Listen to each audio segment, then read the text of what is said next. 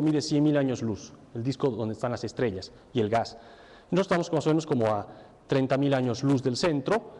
En el centro está, como les decía, este bulbo. Además, si la ven de cara a la galaxia, a la Vía Láctea, tiene estos enormes brazos espirales que son las regiones donde están las estrellas más jovencitas y más luminosas. Cuando nacen las estrellas son muy luminosas y por eso se remarcan estos brazos tan bonitos. Son en estos brazos que son como especies de ondas que se propagan a lo largo del disco, que es donde el gas se acumula y se propician las condiciones aparentemente de formación estelar. Como les decía, entre las estrellas hay un medio muy complejo, se llama el medio interestelar, que tiene una física bastante interesante, una física básicamente basada en hidrodinámica y en procesos térmicos, en procesos obviamente también gravitacionales, y así grosso modo podemos dividir dos tipos de objetos o de medios en el medio interestelar. Uno son las regiones llamadas nubes moleculares, son regiones que hay en el medio interestelar muy densas, muy frías, son las regiones más frías del universo. Aquí la temperatura son menos 240, menos 250 grados Kelvin, y en estas regiones se apiña muchísimo gas, que de hecho ya a esas condiciones no es gas atómico, sino que es gas molecular, hidrógeno molecular básicamente. Y esas regiones donde la gravedad no tiene quien se le oponga, porque a la gravedad típicamente se le opone la presión térmica. Cuando el gas está caliente, agitado, pues evita que se siga comprimiendo. Como aquí está tan frío el gas, la gravedad hace de las suyas y empieza a comprimir y a fragmentar estas enormes nubes que típicamente tienen masas de 1.000.000 de masas solares. Y en estas nubes fragmentadas, ahí se forman las estrellas, son las incubadoras donde están naciendo las estrellas, en estas regiones densas de la galaxia.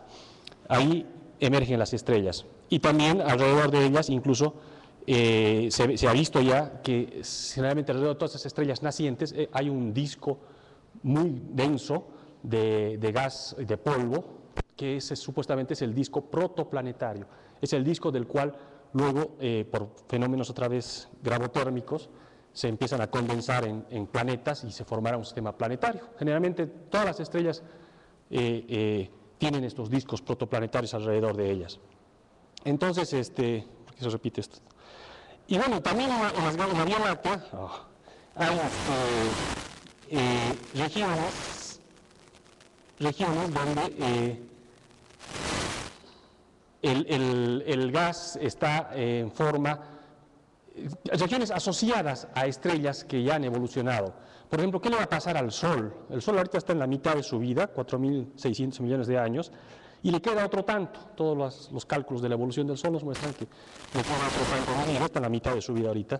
Pero cuando se acabe el combustible nuclear en el interior del Sol, van a surgir una serie de procesos relativamente rápidos, ya no de miles de millones de años, sino de apenas cientos de miles o millones, y básicamente al final va a terminar con una estrella muy densa aquí llamada enana blanca, formada de un gas degenerado, y el resto del Sol expandiéndose, capas enormes, un cascarón de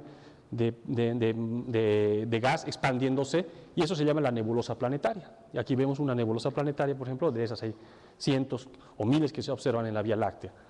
Las estrellas más masivas terminan su vida típicamente con procesos más violentos, viven menos y su vida la terminan típicamente explotando, las explosiones de supernova que luego dejan tremendas remanentes, ¿no? Es decir, aquí ven la nebulosa del Cangrejo, que es la remanente de una supernova que explotó e inyectó al medio interestelar mucho gas, elementos químicos pesados y energía, mucha energía de tal manera que disparó todo el gas alrededor y ven ustedes toda esta estructura filamentaria compleja en expansión que deja la muerte de las estrellas. Entonces el medio interestelar es muy complejo, en él hay gas neutro, hay estas regiones de gas muy frío, molecular, donde se están formando las estrellas, pero las estrellas evolucionan y las muy masivas, por ejemplo, terminan inyectando una cantidad bestial de energía al gas alrededor y entonces vuelven a calentar, de hecho destruyen estas nubes moleculares. Es decir, ya se dan cuenta como que hay una física muy interesante de autorregulación, así como nacen las estrellas, ellas mismas luego con su energía evitan que el gas siga colapsándose y regulan la formación estelar. Son típicamente las galaxias como la nuestra, las galaxias de disco, son muy buenas economistas, ¿no? Regulan su tasa de formación, su tasa de nacimiento, no dejan que se acabe todo el gas de una sola. Y bueno, nada más para decirles los rangos dinámicos, es decir, para entender estos procesos de la formación de las estrellas y su inyección de energía al medio, estamos hablando de escalas menores a 70, típicamente 50 años luz.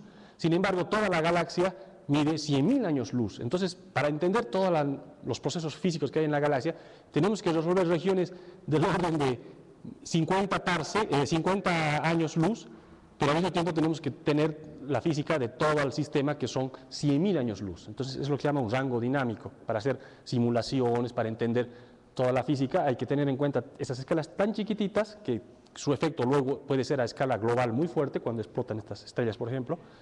Y al mismo tiempo, pues tenemos que tener la idea de toda la física a gran escala dentro de las galaxias.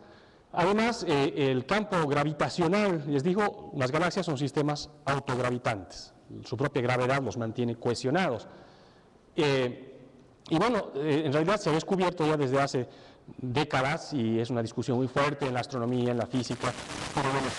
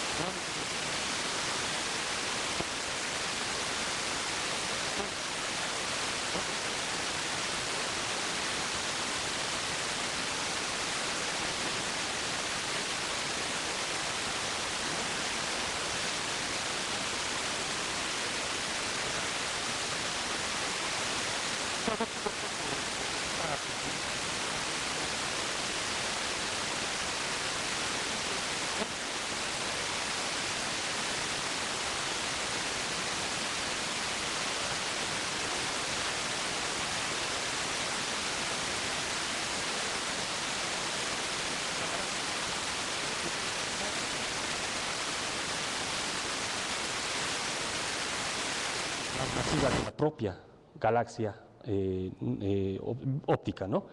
¿Y qué hay más allá? Más allá hay más galaxias. Por ejemplo, alrededor de la Vía Láctea orbitan muchas enanas, se llaman galaxias enanas, son galaxias, aquí están las nubes de Magallanes, por ejemplo, son galaxias 20, 50, 50.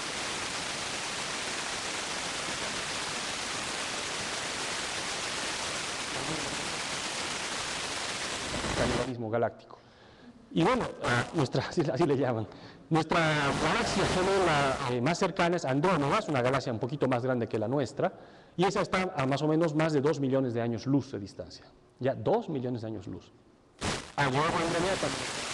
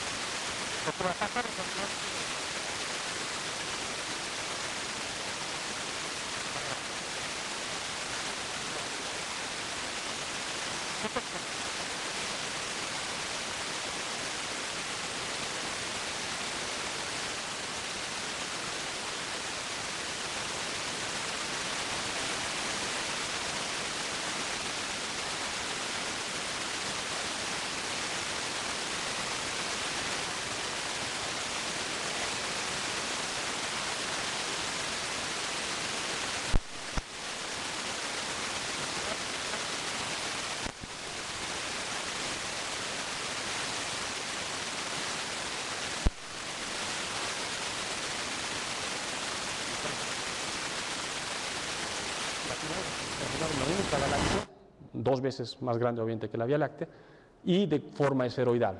Y además ya no va a ser un disquito planito con movimientos de rotación ordenados, sino va a ser un esferoide donde las estrellas están viajando en órbitas caóticas prácticamente. Y el colapso es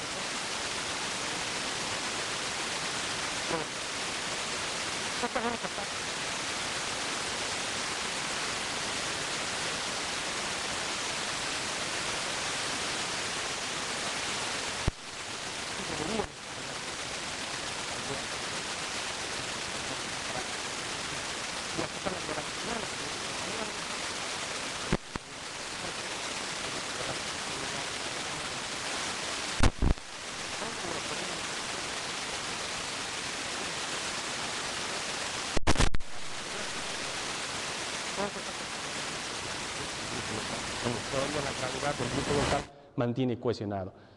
Aquí estamos atravesando la galaxia del Triángulo, esta es una remanente de supernova, y ahora salimos más allá de 5 millones de años luz. ¿Qué hay? Más y más galaxias. Todas estas son galaxias que están formando, no se ve muy bien acá, pero generalmente no están azarosamente regadas en el espacio, sino que están formando agrupaciones o filamentos. Ahorita vamos a ver más en detalle eso. Fíjense, aquí hay, esta es como la Vía Láctea, fíjense, espiral, hay galaxias de disco más delgaditas, hay otras que tienen sus barras, hay muchas que son pocas, pero que son más bien esferoidales, que esas típicamente tienen estrellas muy viejas, se han formado muy temprano las galaxias esferoidales por procesos de fusión violentos, como lo que le va a pasar a Andrómeda y Vía Láctea. Y ven ustedes aquí cómo se agrupan las galaxias y van formando estos filamentos, y donde se cruzan los filamentos, ahí se forman los cúmulos de galaxias. Son conglomerados donde cientos o miles de galaxias están apiñaditas en una región chiquita del espacio. Aquí nos vamos a meter al cúmulo de Coma. En el centro habita una de las galaxias más gigantes que existe, que es como 50 veces más grande que la Vía Láctea, y es una galaxia esferoidal, que seguramente ha sido el producto no de una, sino de decenas de colisiones con otras galaxias cercanas por ahí. Entonces, hay toda una complejidad. Las galaxias, por un lado, tienen todos estos procesos físicos de formación de estrellas, la eyección luego de gas, todo el proceso hidrodinámico que autorregula su metabolismo, pero a su vez está la gravedad, que hay que tomar en cuenta, que mantiene estos sistemas cohesionados, y luego como la gravedad, que también es la que cohesiona a más grandes escalas la estructura del cosmos, del universo en este caso. ¿Y qué pasa si vamos todavía más allá? Empezamos a ver no cientos, no miles, sino millones de galaxias. Esta es una animación ya un poco vieja de un catastro que sigue todavía haciéndose con un telescopio relativamente chiquito en Apache Point, en Nuevo México. Es un catastro que está haciendo un censo de prácticamente todas las galaxias que se pueden ver, y ya han llegado a 1 millón de galaxias ahorita, y cada galaxia está hecha en base a las posiciones, a las propiedades de todas las galaxias. Aquí nada más estamos viendo rebanadas en el cielo, para que no se... Y van a ver entonces, fíjense, así es la estructura a gran escala del universo. Es totalmente filamentaria, es como una esponja, con muchos huecos y filamentos, y donde se intersectan los filamentos, ahí están los cúmulos de galaxias. Entonces es la estructura, ahorita este mapa ya está completo prácticamente en toda un cuarto del cielo, pero aquí nada más estamos viendo rebanadas, ¿no? Para apreciar. Y así podemos irnos también mientras más lejos vamos, en realidad estamos viendo más hacia el pasado. La luz que nos emiten las galaxias de muy lejos, en realidad es luz que se produjo hace no miles, sino miles de millones de años atrás. Y podemos tener una visión del universo incluso por tiempos, como era el universo a épocas en el pasado. Entonces, así estamos ahorita en la astronomía. Este es un mapa más o menos de, no me acuerdo, como 400.000 galaxias creo, para que se den una idea a escalas de 1.000 millones de años luz aquí, 1.000 millones de años luz. Entonces ven la estructura esa de esponja que les mencionaba, con muchos huecos. El grueso del volumen a gran escala en el universo es hueco. En realidad en estos huecos hay muy pocas galaxias, muy poco gas, pero hay regiones donde se ha acumulado más la materia y forma estos filamentos, y de hecho donde se intersectan los filamentos todavía está más acumulada la materia, ¿no? Entonces, ¿por qué es así la estructura? La estructura del universo está formada por filamentos, cúmulos, huecos. ¿Por qué es así? Es una de las primeras preguntas que uno se hace. ¿Por qué no están las galaxias distribuidas azarosamente en el espacio? Entonces, es una pregunta obviamente científica que uno se hace, quiere entender por qué es así la estructura a gran escala del universo, pero no se acaba aquí la historia. Para entender todo esto necesitamos tomar en cuenta el otro gran ingrediente, lo no visible. Como les decía, los estudios dinámicos desde escalas galácticas hasta escalas enormes de estructuras gigantes muestran de que el grueso de lo que produce gravedad en el universo no es materia visible, no son las galaxias, las estrellas y el gas que hay en ellas, sino es una forma de materia que no brilla, pero que sí produce gravedad y que, bueno, le han puesto el nombre de materia oscura. En realidad es materia invisible, es materia porque no emite ni absorbe radiación, es materia invisible. Y bueno, a eso vamos ahora a cuál es el estado actual del modelo estándar, digamos. Cada vez, cuando se dice modelo estándar, los modelos estándares siempre van cambiando, ¿no? Es estándar hoy día, mañana no es el estándar. Pero lo que es el modelo estándar actual, pues uno de sus grandes, de los grandes pilares de este modelo estándar es la existencia de esta materia oscura. Rápidamente, algunas evidencias de dónde sale el concepto de la materia oscura. Un astrónomo llamado Zwicky observó este cúmulo de coma, que es un cúmulo cercano, el que vimos hace rato, y le midió la velocidad a cada una de las galaxias de ese cúmulo. O sea, y se dio cuenta que las velocidades son azarosas, son caóticas. Es decir, aquí el sistema el cúmulo, está soportado, es decir, es como un gas. Las galaxias son como moléculas que están muy agitadas, volando para todos lados. Él calculó cuál es la agitación promedio o la dispersión de velocidad promedio del cúmulo. Encontró que es una agitación bastante grande, 1000 kilómetros por segundo más o menos en promedio. Y por otro lado dijo, bueno, si ustedes tienen un gas muy agitado, tiende a explotar, ¿no? Tienen un gas muy caliente, tiende a querer salir. ¿Por qué las galaxias en este sistema están confinadas? ¿Por qué no está explotando el cúmulo Entonces dijo, bueno, la gravedad tiene que estar ahí. Zwicky más o menos estimó toda la masa que hay en este cúmulo, la masa luminosa, sumando la masa de cada una de las galaxias. Se logra hacer con métodos muy rebuscados en la astronomía, pero lo haces. Y se dio cuenta de que la masa que está en forma de galaxias y que está en forma de gas, ni de lejos alcanza para explicar por qué este sistema no está explotando. O sea, la dispersión de velocidades es mucho más grande.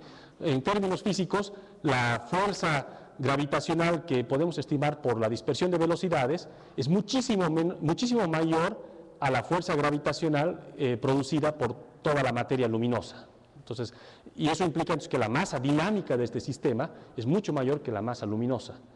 Es un factor más o menos 10 o 100 veces más. Entonces, ahí es cuando Zwicky dijo, en realidad, en estos cúmulos hay mucha más materia que está produciendo esta fuerza gravitacional dinámica, que es la que está evitando que el sistema explote, está confinando a las galaxias a pesar de sus altas velocidades. Y la llamó la materia escondida, o luego ya la rebautizaron como materia oscura, que es materia que produce gravedad, pero que no produce radiación, ni absorbe radiación. Luego estudios posteriores, en los 50, 60, mostraron cada vez más dinámicamente, siempre estudiando las órbitas, por ejemplo, de dos galaxias como la nuestra. Entonces uno más o menos puede darse una idea de cuánta materia por la órbita hay incluida en ese sistema. Y siempre apuntaron que la masa dinámica es mayor a la masa luminosa, siempre. Y factores grandes, no un factor 2, 3, factores 10, 20. Y luego apartados de los años 70, 80, cuando se logró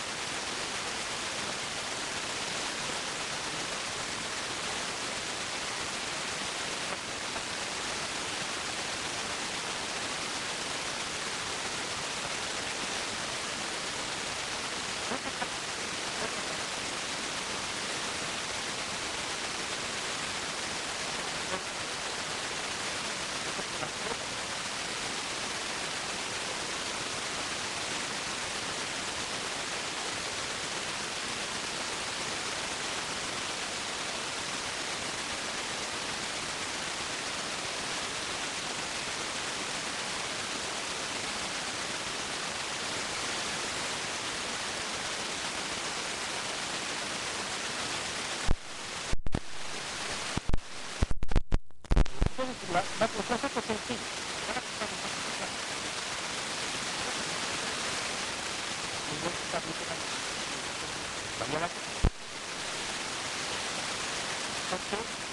Se le opone a la rotación, a la velocidad de rotación, a la fuerza centrífuga que tienen, se le opone la gravedad.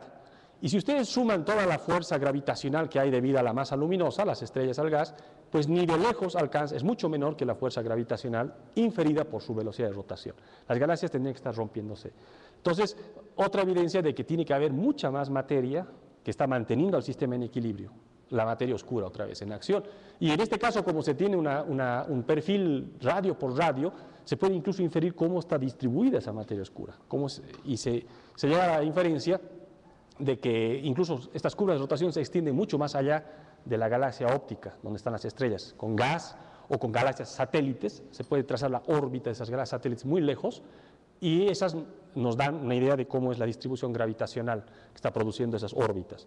Y así, entonces, llegamos a la conclusión al día de hoy de que todas las galaxias están embebidas en enormes esferoides, los llamamos halos de materia oscura, que son 20, 30 veces más grandotes que la propia galaxia óptica y que son 15 hasta 100 veces más masivas que la galaxia óptica. Entonces, un elemento, un ingrediente clave para entender la física a gran escala del universo o la física de las propias galaxias es esta componente oscura, que es la que está cohesionando a las estructuras, es la que evita que las galaxias de disco se rompan, es la que evita que los cúmulos globulares, los cúmulos de galaxias exploten, porque toda la dinámica apunta a que son sistemas muy agitados, sistemas que rotan muy rápido, y la gravedad que produce la materia luminosa ni de lejos alcanza para explicar el equilibrio.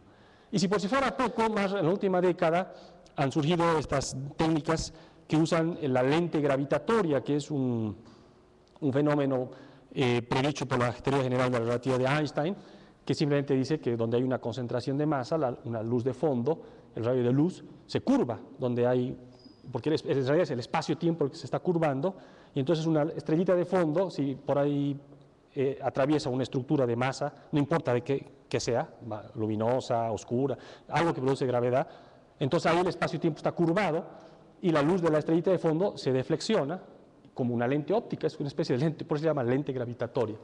Entonces las lentes gravitatorias producen, por ejemplo, cuando hay una concentración de masa muy grande, como los cúmulos de galaxias, producen que las galaxias de fondo se distorsionen casi formando anillos o estructuras elongadas. Así se ven a veces algunos cúmulos, las galaxias de fondo, cuando atraviesan la luz de esas galaxias, atraviesan un cúmulo, se ven totalmente distorsionadas las galaxias de fondo. Y hay en regiones donde no hay, pero sigue habiendo galaxias o menos densas, no se ve algo tan magnífico como esto, pero sí se ven distorsiones sistemáticas, o sea, las miles de galaxias que están detrás de un sistema que produce gravedad, no se forman anillos, etcétera, pero se elongan. Y un mapeo o una reconstrucción de las relaciones que tienen en promedio y puede reconstruir el campo gravitacional del objeto que está produciendo estas distorsiones pequeñitas en las galaxias de fondo. Se llama la lente débil. Es una técnica que se está explotando mucho ahora y en el futuro va a ser la que nos va a permitir hacer un mapeo completo de la distribución de masa en el universo. No de galaxias, sino de todo aquello que produzca gravedad. Porque la luz de las galaxias muy lejanas se distorsiona por esa distribución de masa que hay en el universo y nos permite reconstruir cómo es la... Entonces, por ejemplo, ya se han hecho mapas de algunas regiones y se ven, generalmente, claro, alrededor donde hay galaxias, ahí también se ve un fenómeno de lente débil fuerte. Pero hay regiones donde no hay galaxias, igual se ve lente débil, son seguramente halos oscuros sin galaxias, ¿no? Que es una de las cosas que se está estudiando. Y este es un mapa, por ejemplo, que ya se ha hecho a más o menos 300 millones de años luz de tamaño, y así se ve la distribución de masa con la lente gravitatoria. Vean ustedes, es la misma estructura filamentaria que trazan las galaxias ópticas.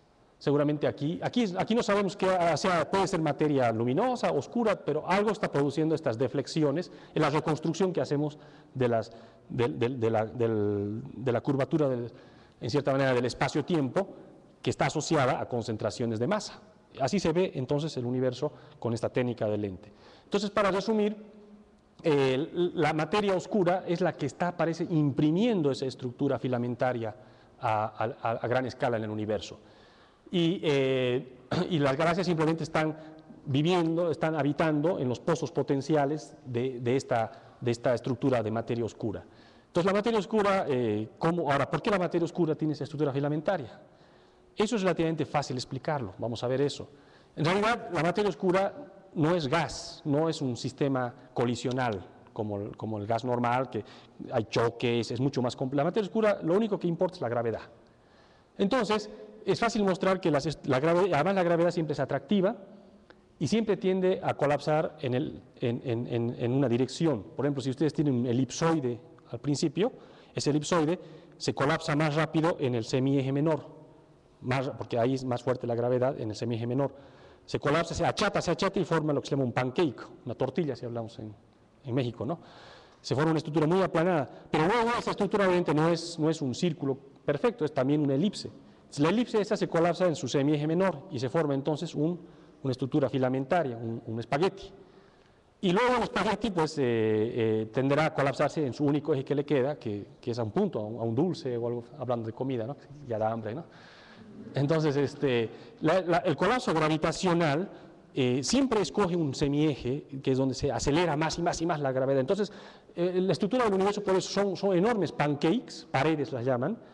En las regiones a escalas más chicas ya las paredes se han colapsado en filamentos, y los filamentos a su vez se están descomponiendo ya en halos oscuros, que es donde están las galaxias.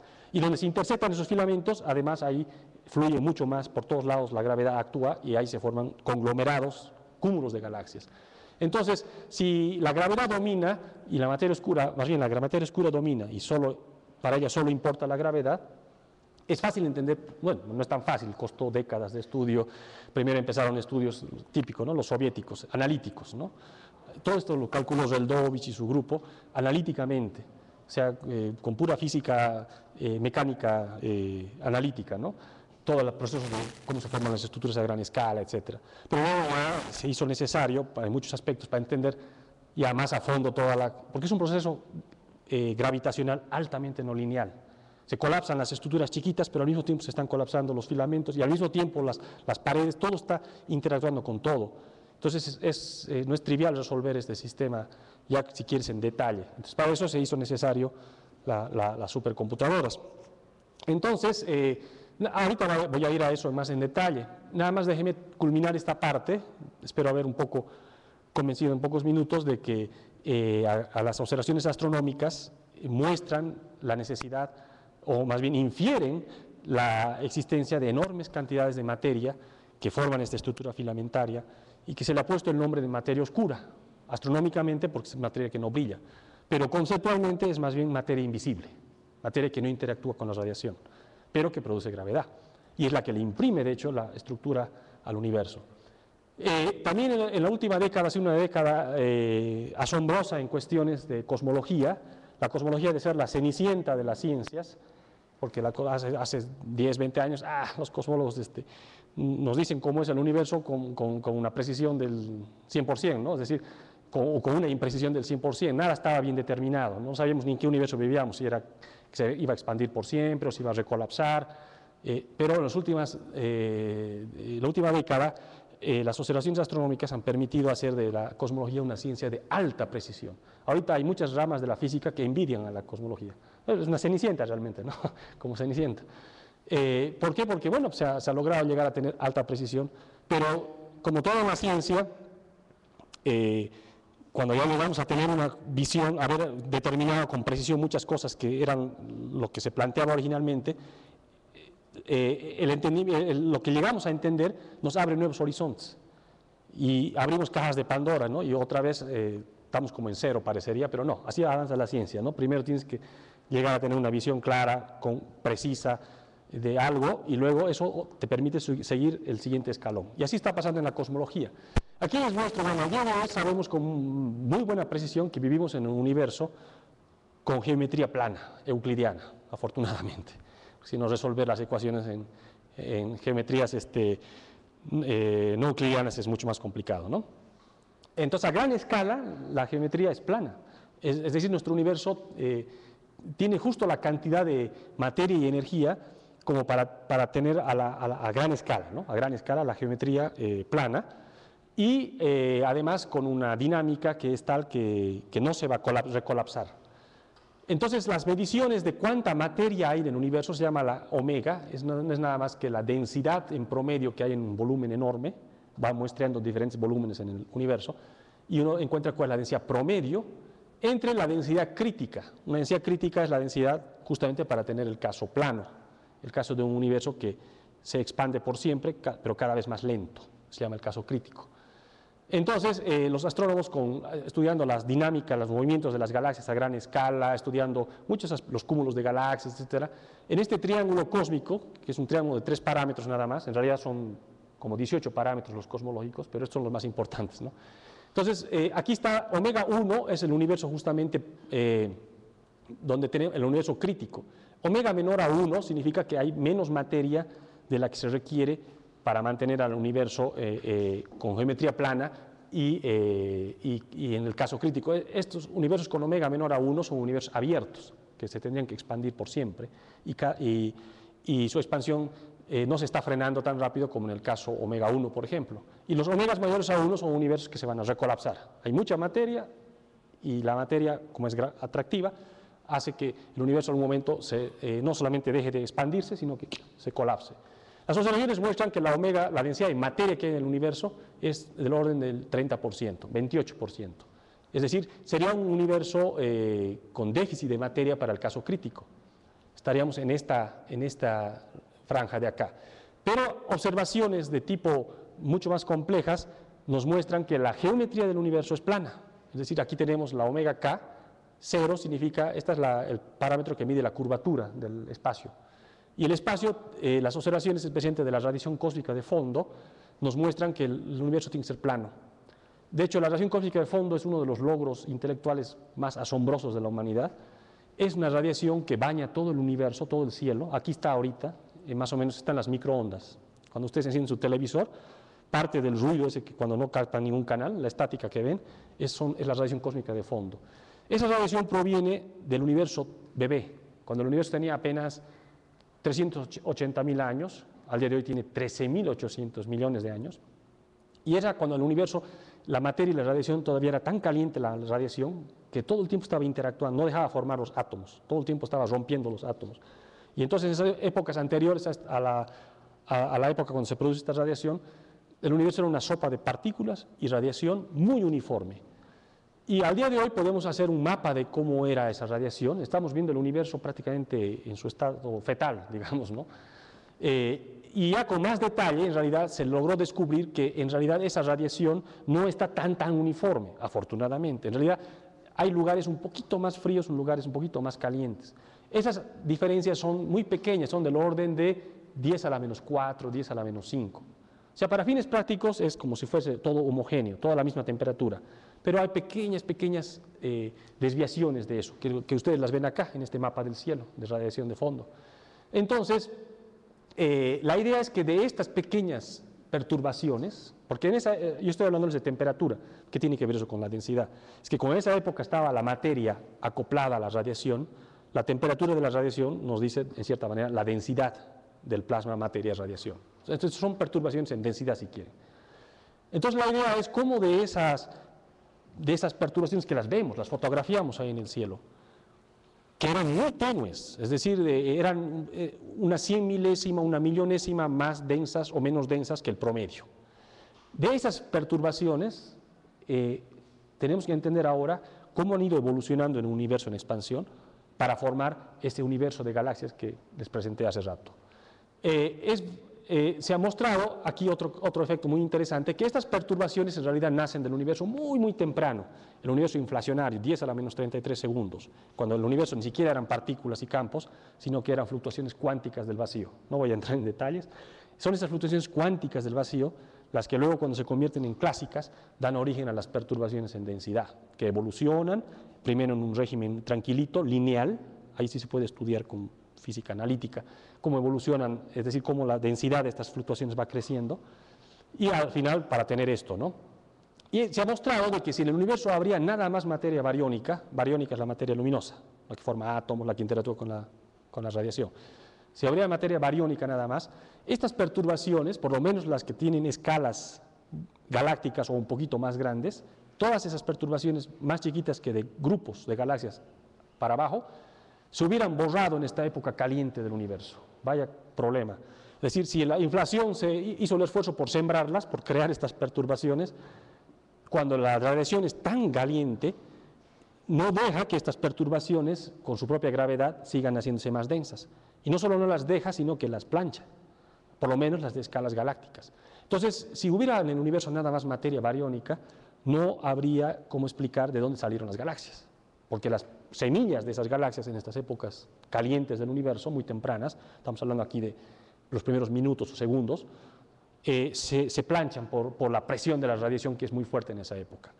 Entonces es otra evidencia de que necesitamos materia oscura exótica, que el grueso de la materia en realidad en el universo sea materia que no interactúa con la radiación, de tal manera que la presión de la radiación en la época caliente del universo no borre las semillas que se sembraron en la inflación.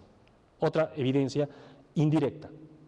Y bueno, aquí les decía que hasta esta época se puede calcular cómo ha evolucionado el campo de fluctuaciones generadas en la inflación, básicamente con física lineal, porque aquí todavía cada regioncita es tan tenue, 10 a la menos 4, 10 a la menos 5, que su gravedad todavía no hace desmanes fuertes, ¿no? Es decir, cada regioncita evoluciona como si fuese un universo aislado.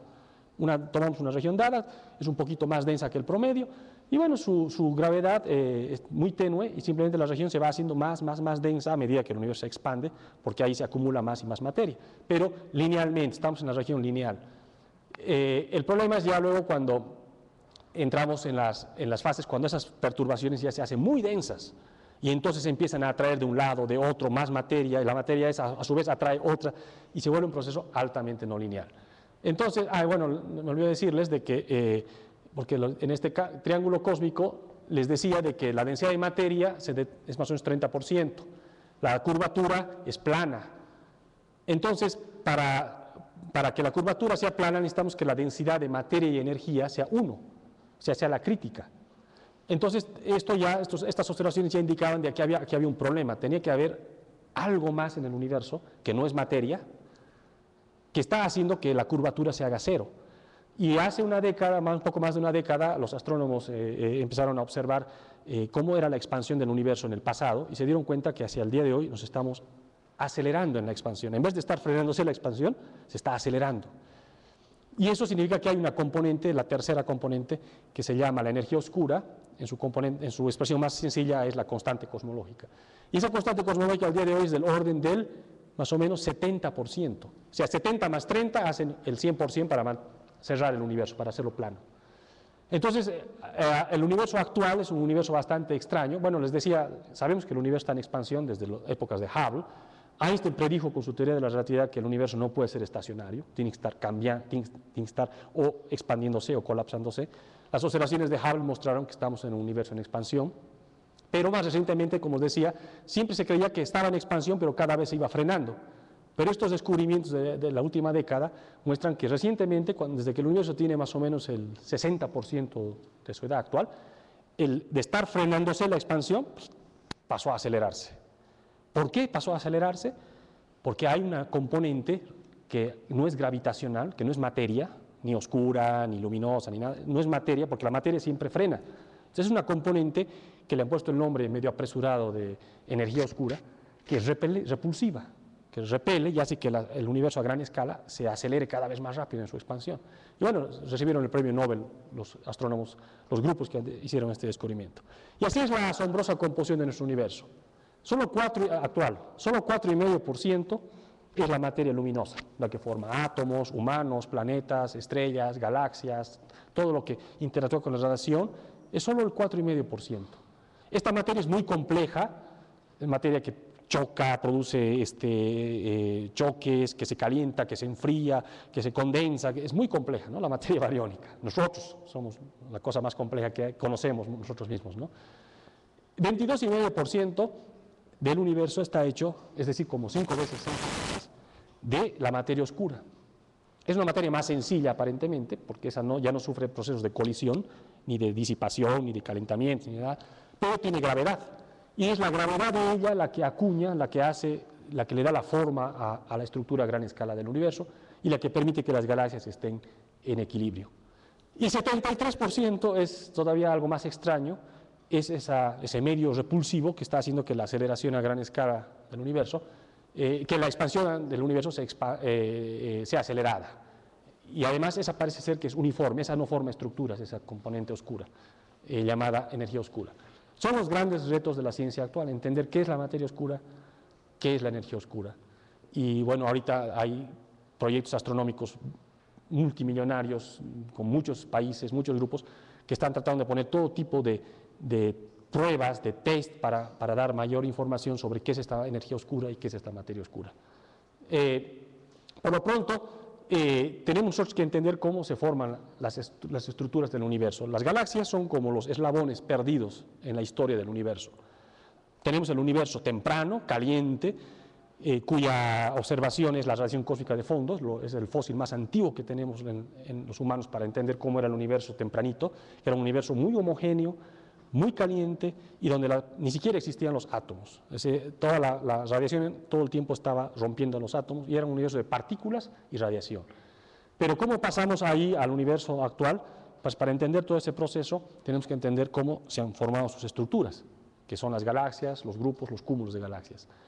Y ese proceso es un proceso que, si la materia oscura domina, que apunta a que todo así es, que es 5 o 6 veces más que la materia ordinaria, entonces ese proceso solamente es importante entender la gravedad que hay en medio. O sea, solamente es la segunda ley de Newton, en cierta forma, y la ley universal de la gravedad la que entra en juego. O sea, a gran escala el universo, sin embargo, es el proceso de colapso, de evolución gravitacional de esas estructuras, es muy complejo, es un fenómeno altamente no lineal, donde aparecen fenómenos colectivos, es decir, ya les decía, la gravedad siempre atrae en una dirección preferencial, pero si al mismo tiempo se están colapsando las estructuras más chiquitas, entonces todo se atrae con todo, y no hay una descripción analítica o lineal de esos problemas, ¿no?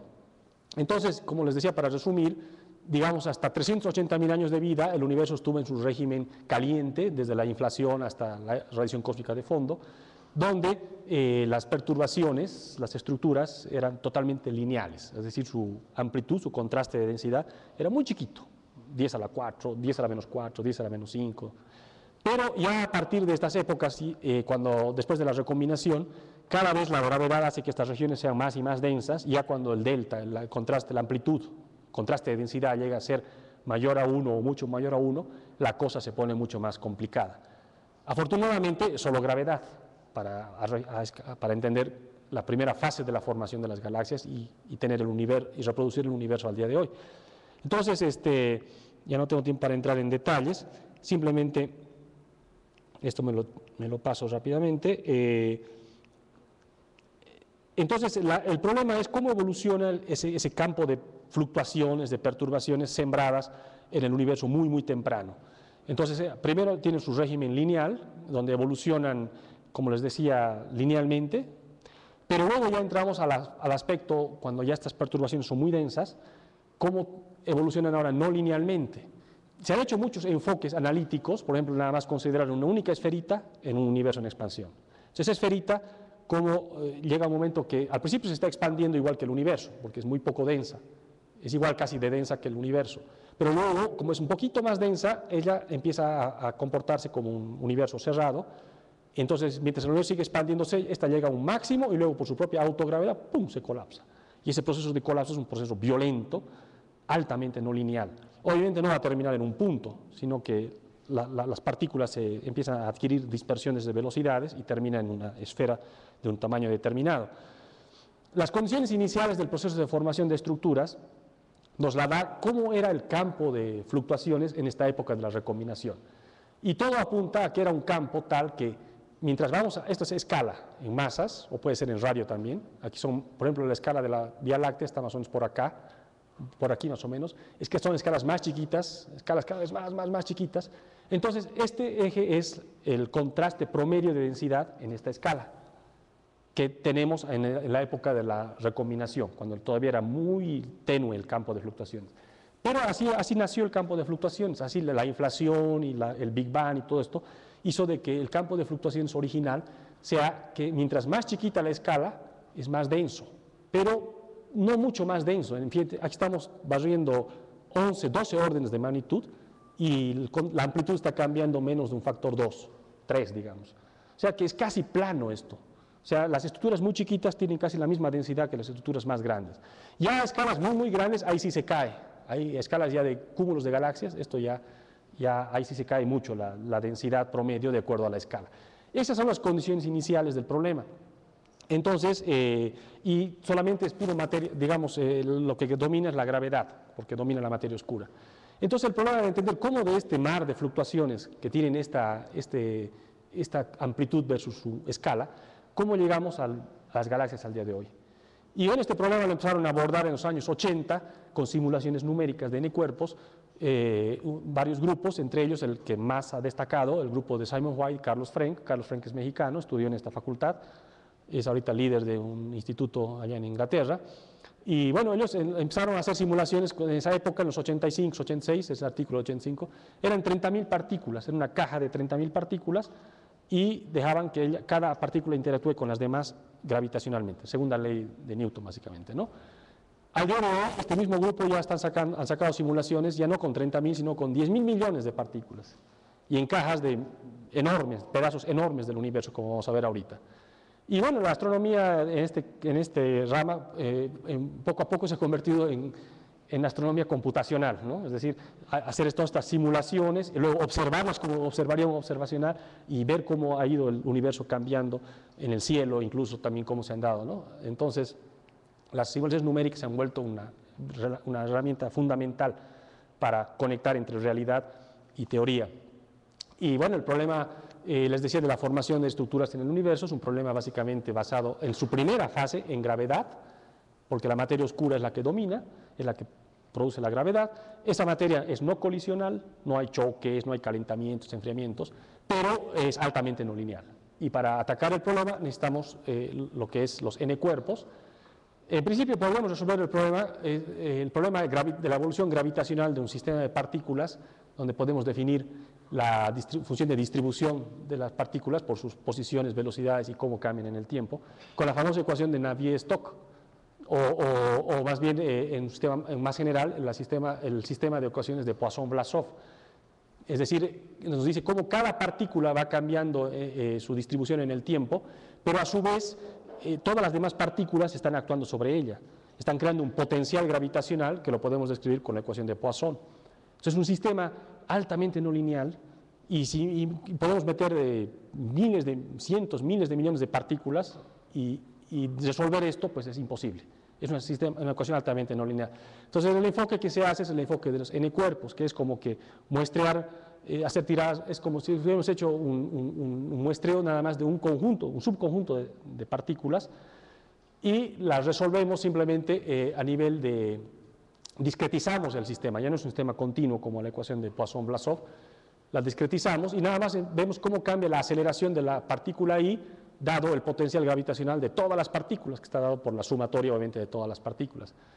Entonces, obviamente aquí como discretizamos el problema, tenemos un problema que no podemos ir a escalas muy chiquitas. Si queremos resolver un pedazo enorme del universo, tendríamos que meter 10 a la 20, 10 a la 30 partículas para resolver lo que pasa en la galaxia.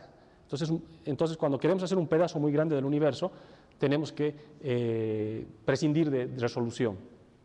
Sí, ya termino. Entonces, bueno, es un problema, hay toda una ciencia en todos estos códigos de N-cuerpos que se ha desarrollado de una manera bestial en la última década.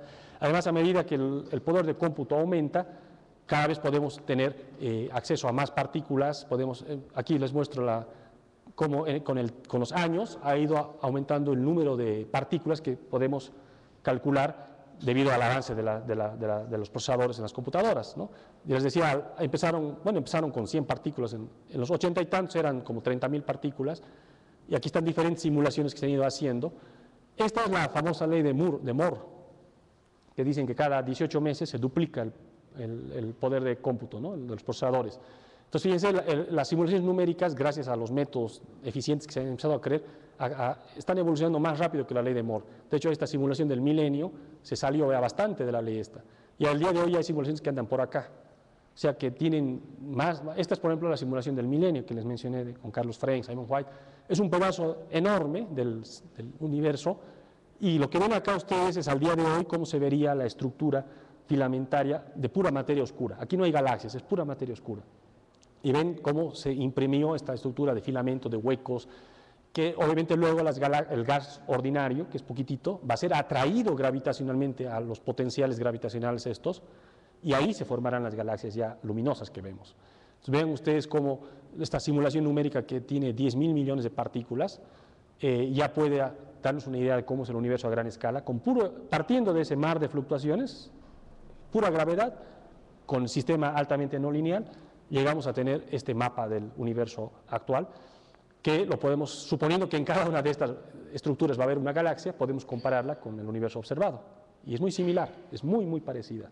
Es increíble cómo entonces la física gravitacional no lineal de un campo de perturbaciones como el que se observa, nos puede llevar a reproducir más o menos cómo es el universo. Pero el problema de esta simulación tan grandotota es que, como les decía, no puede resolver qué pasa en estructuras como por ejemplo el halo de nuestra galaxia. El halo de nuestra galaxia es un punto en estas simulaciones, ¿no? Entonces, para hacer eso tenemos que agarrar un pedazo de esa simulación con las mismas condiciones que tiene la frontera, resimularla ya con muchas más partículas, pero nada más un pedacito.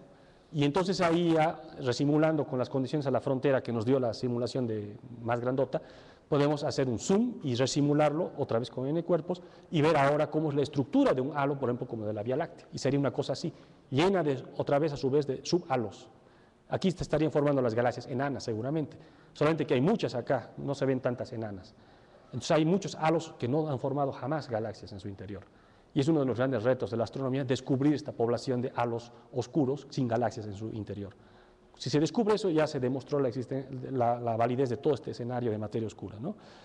Entonces, aquí ven otra simulación de un halo más o menos como el de nuestra Vía Láctea. Aquí estaría nuestra Vía Láctea en esta esferita, y ven toda la estructura compleja que ha formado la evolución altamente no lineal del campo de perturbaciones inicial. Y es muy importante entender qué pasa ahora dentro de estas estructuras autogravitantes, los halos oscuros, porque es ahí en el centro donde se va a formar la galaxia, aquí, en esta regioncita. Ahí el gas va a caer atrapado y ahí se van a formar las estrellas, ahí surge todo el drama cósmico. Las estrellas evolucionan, inyectan gas, calientan el gas, se forman los planetas, en los planetas evolucionan la vida, en algunos surgimos nosotros, por ejemplo. Todo el drama cósmico se da en estos enormes esferoides de materia oscura, y que se están resolviendo al día de hoy en simulaciones con bastante precisión ya, ¿no? Aquí ven otra simulación más reciente, se llama la simulación Bolshoi, que estamos trabajando con ella nosotros. Ven ustedes cómo la estructura se va, al principio era todo muy homogéneo, y la gravedad va haciendo que se formen cada vez estructuras más densas, los filamentos, luego los halos en los filamentos, donde se intersectan los filamentos, ahí se están formando cúmulos de halos oscuros, que luego van a ser cúmulos de galaxias. Y fíjense entonces con el tiempo cómo se va haciendo la estructura bastante acumulada. De partir de algo muy homogéneo llegamos a algo muy acumulado, con muchos huecos y rosarios de halos oscuros donde se supone que se van a formar las galaxias, ya con el gas.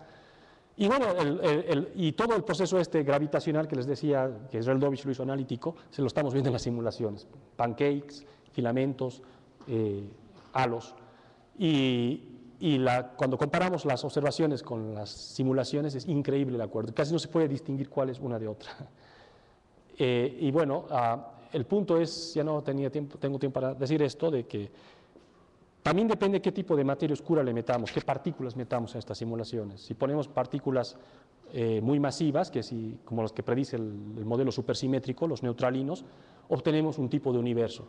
Si metemos partículas menos masivas, como los neutrinos estériles o los mismos neutrinos, tenemos otro tipo de halos oscuros y de estructura del universo.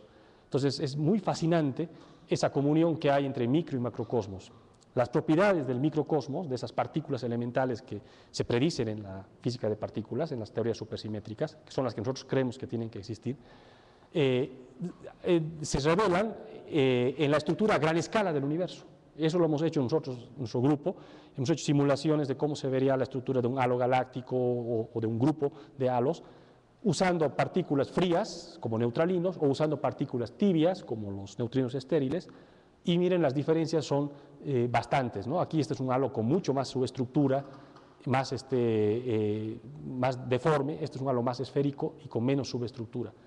Y entonces los telescopios nos van a decir cómo es el micromundo. O sea, a través de estas simulaciones, observando cómo es la realidad astronómica, podemos decir qué tipo de partículas tienen que ser las que hay en el universo. Y bueno, esto nada más fue la parte oscura. Ahora, meter el gas es mucho más complejo. Ya el gas, ese sí choca, se calienta, forma estrellas, explota. Esta es una simulación que muestra cómo en esta telaraña de materia oscura el gas es atrapado, el gas es el azulito acá, y cómo además en las regiones más densas se empiezan a formar ya las galaxias con sus estrellas, y dentro de cada una de estas pues, hay toda la física, ¿no? Formación de estrellas, que todavía está muy poco estudiada, porque para simular un pedazo del universo con gas y además resolver lo que pasa aquí, necesitamos súper computadoras o métodos numéricos pero muy, que es lo que está trabajando la gente, pero a medida que avance el supercómputo entenderemos mejor toda la complejidad ya de tanto la física gravitacional de la materia oscura como la complejidad de la física de la materia ordinaria, que es hidrodinámica, que es térmica, que es formación de estrellas, evolución de estrellas, en fin. Entonces, ya para terminar, ahí son simulaciones que se hacen, ¿no? Donde ya se forman galaxias con sus brazos espirales, incluso cómo van evolucionando, cuando explotan las supernovas, crean estos enormes boquetes ahí en el medio interestelar, por ejemplo, ¿no? Todo esto son simulaciones que se empiezan a comparar con las observaciones. Y todo esto está hecho en el marco de este contexto cosmológico que les dije. Entonces, básicamente para culminar, ha emergido un nuevo paradigma en la física, en la cosmología, que nos muestra que vivimos en un universo dominado por materia oscura, fría o tibia y por energía oscura. O sea, el universo invisible es 96%, solo 4% es lo que conocíamos, el universo bariónico. ¿Qué es esa materia oscura? ¿Qué es esa energía oscura? Son los grandes retos. Hemos visto que la evolución de las estructuras cósmicas desde el universo temprano, que era homogéneo y una sopa de partículas y radiación, al universo actual, implica todo un proceso altamente no lineal, dominado por la física gravitacional, básicamente, en el entendido de que la ley de la gravedad es newtoniana, etc., ¿no? Y las simulaciones numéricas han venido a la ayuda acá, porque al ser algo altamente no lineal, pues requiere de solamente las soluciones a través de simulaciones numéricas, aunque grupos como el nuestro también le apuestan mucho a encontrar algún tipo de propiedad que sea invariante a la complejidad no lineal, y es decir, algunas propiedades de las galaxias, de la estructura de la escala del universo, que no haya cambiado mucho por toda la complejidad, Siempre se pueden encontrar invariantes en los problemas físicos. Entonces, de esa manera, observando esas propiedades, casi podemos decir cómo fueron las condiciones iniciales y por ende cómo fue el universo al principio.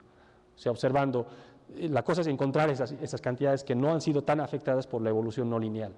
Y en eso estamos también, ¿no?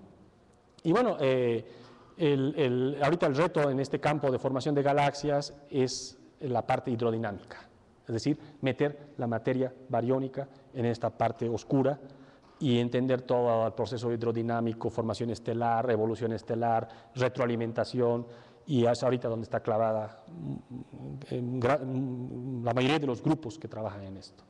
Bueno, pues muchas gracias.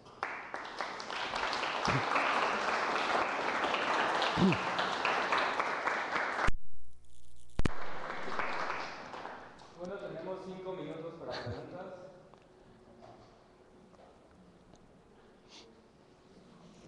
Ya están todos con hambre, ¿no? Sí. Con la energía oscura, bueno, también cómo se está investigando, ahora se sabe que el universo se está expandiendo y a gran velocidad, pero todavía sigue la teoría que puede Colapsarse. colapsarse. Todas las observaciones apuntan a que no. O sea, no hay la densidad de materia suficiente como para, es decir, la densidad de materia ya está muy bien determinada, es del orden del 30% de lo que requerirías para tener un universo que se va frenando, ¿no? Entonces, todas las observaciones apuntan a que falta mucha materia para lograr hacer que se recolapse, porque para que se recolapse necesitamos mucha más materia, mucha más densidad de materia. Y no solo eso, sino que las observaciones muestran de que domina esa componente antigravitatoria, esa energía oscura que en vez de colapsar lo que hace es que acelera la expansión. Entonces el universo que se recolapsa, o cíclico como lo llamaban, el ciclo que se colapsa, vuelve a un punto, otra vez vuelve a expandir, ese está prácticamente al 100% descartado, ¿no? O sea, nuestro universo es uno que se va a expandir por siempre y además cada vez más rápido. Y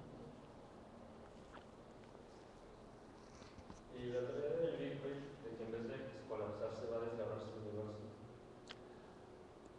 Bueno, esa es un poco la idea del universo que se va a expandir cada vez más rápido, ¿no? Y todo se va a ir separando.